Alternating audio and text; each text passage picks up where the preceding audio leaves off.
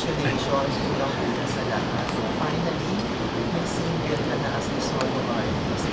Ang anong pakiramdam na finally re-release ka na ng solo, single? Yun po, syempre very happy but at the same time medyo kinakabahan kasi po it's gonna be my first time. Ang dami nagtatanong kung may mga pa-upload ka na ng solo albums. Bakit solo? What's the meaning behind solo?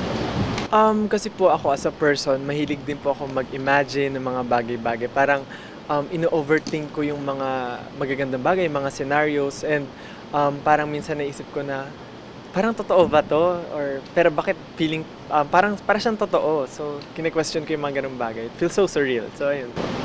Um, Siya na ang dami ng ganap sa'yo as a person, as an artist. Ano yung mga surreal moments na ang sarap isipin at balikan ni Justin? Siguro po una is nung nag-viral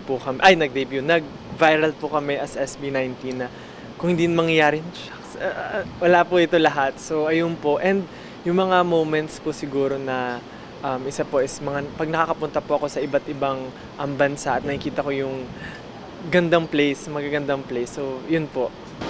What can we expect more from Justin as a solo artist and Justin as part of SB19? Ano pakakabangan namin sa iyo?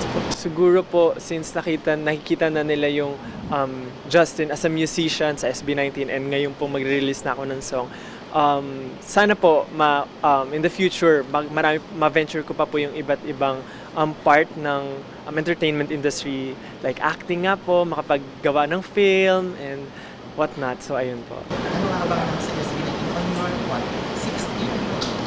Opo, this 6th year, ngayong taon po actually, mas obviously naman po, sinimulan namin yung taon ng maraming solo projects. So, marami po kami pinaghahandaan as SB19, pero siguro po kailangan pa maghintay ng 18 in a while. Last message sa mga 18 to support your solo endeavors and of course, continuously support SB19.